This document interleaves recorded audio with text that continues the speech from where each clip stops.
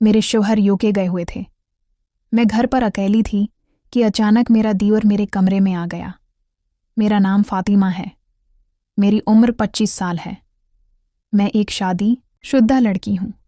मेरे शौहर यूके में नौकरी के लिए गए हुए हैं। मेरे शौहर का नाम लतीफ़ था। हमारी रहाइश कसूर में है। मैं अपनी फैमिली के साथ कसूर में ही रहती हूँ। मेरी फैमिली कल 4 अफराद पर मुश्तमिल है। मेरे 2 बच्चे हैं। मेरी एक बेटी है जिसकी उम्र 2 साल है और एक बेटा है जिसकी उम्र 3 साल है। मेरा शौहर यूके में ड्राइवर की नौकरी करता था और तकरीबन 6 साल बाद ही घर वापस आता था। मैं अपने शौहर के बगैर बहुत उदास हो जाती थी और मुझे उसकी बहुत ज़्यादा कमी महसूस होती थी, लेकिन मैं मजबूर थी और कुछ गलत भी नहीं कर सकती थी। मेरे ससुराल वाले काफ़ी सख्त मिजाज के आदमी थे। वो मुझ से ज़्यादा बात नहीं करते थे और मेरे ऊपर काफ़ी पाबंदियां लगा देते थे, क्योंकि उन्हें पता था कि मेरा शौहर घर पर नहीं है और मैं कुछ भी गलत कर सकती हूँ। हमारा ताल्लुक़ अमीर ख़ानदान से था और मैं बहुत खूबसूरत और हुसैन थी। तकरीबन पूरा माहौल मेरे ऊपर मरता था, लेकिन मैंने कभी किसी को लफ्ट नहीं कराई थी, क्योंकि मैं जानती थी कि अगर मेरी सास, ससुर या मेरे शौहर को मुझ पर शक हुआ तो वो मुझे सीधा तलाक दे देंगे और शायद मुझे जिंदा भी न छोड़ें। इसलिए मैं फैमिली की पाबंदियों की वजह से कभी भी किसी से ताल्लुक़ नहीं बना सकती थी। कभी कभी रात को मेरे शौहर की कमी महसूस होती तो खुद को सुकून देकर सो जाती थी। मेरे शौहर के 3 भाई थे। मेरे शौहर की उम्र तकरीबन 30 साल थी और छोटे भाइयों की उम्र तकरीबन 25-37 साल थी। मेरे शौहर के छोटे भाइयों में से एक दीवर जी की अभी शादी नहीं हुई थी और वो इस घर में आने से पहले कराची चले गए थे, लेकिन मेरे शौहर के जाने के बाद ही मेरे दीवर घर आ गए थे। जब मैंने अपने दीवर को देखा तो पहली ही नज़र में उन पर दिल आ गया था। उनका नाम अंस था। अंस बहुत ही खूबसूरत और भरपूर जवान था।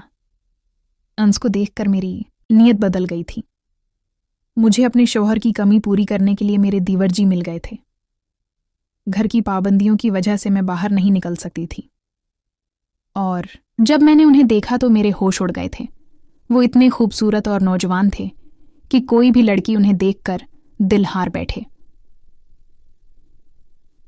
मेरा दिल इसी वक्त चाह रहा था कि मैं उनके साथ कुछ करूं, लेकिन हम फैमिली में उठे बैठे थे, इसलिए मैं मजबूर थी। हमने शाम का खाना बनाया और मैंने उनके लिए बहुत अच्छी डिश बनाई थी। मेरे दीवर खाना खा रहे थे और साथ में खाने की तारीफ कर रहे थे, लेकिन मेरी सास और ससुर मेरी कोई तारीफ नहीं कर रहे थे। इसलिए मेरे दीवर भी मेरी सास और ससुर से नाराज़ थे कि वो मेरे साथ ऐसा रवैया क्यों रखते हैं।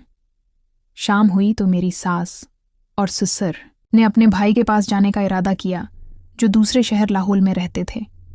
मेरे लिए ये बड़ी खुशखबरी थी, क्योंकि मैं तो पहले ही चाहती थी कि मेरा दीवर मेरे पास रहे और उससे कुछ दिल की बातें करूं और मैं उसके साथ मियां बीवी वाला रिश्ता आगे बढ़ाऊं। मेरी सास और ससुर जा रहे थे। मेरी सास और ससुर ने हमें बाई कहा और चले गए थे। घर में मेरे 2 बच्चे और मैं और मेरा दीवर ही रह गए थे, क्योंकि उन्हें पता था कि उनका बेटा अंस अब घर पर आ गया है।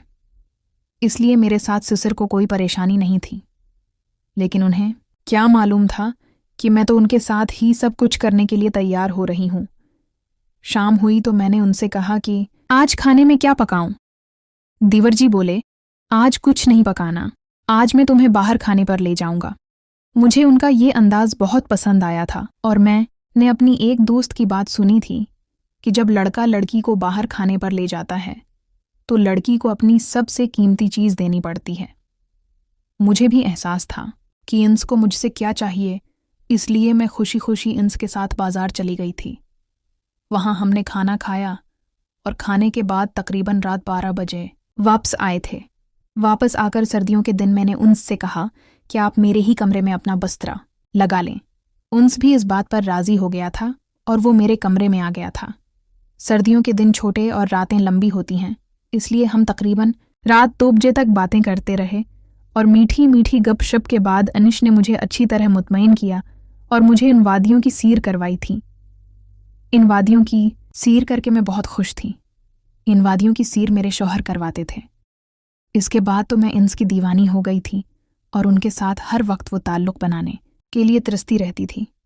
3 दिन हमने भरपूर वक्त गुजारा था। फिर मेरी सास वापस आ गए थे, इसलिए अब हमारी मौजें ख़त्म हो गई थीं। 10 दिन बाद मेरी सास ने दीवर्ती को भी काम पर भेज दिया था और मेरे शौहर छुट्टियों पर आ गए थे, इसलिए मैंने अपने दीवर के साथ वो सब कुछ भूलकर अपने शौहर से मोहब्बत करना शुरू कर दी थी। इस तरह मैं अपने शौहर की गैर मौजूदगी में खुद को सुकून देती रही हूँ। तो दोस्तों, कैसी लगी मेरी आज की कहानी?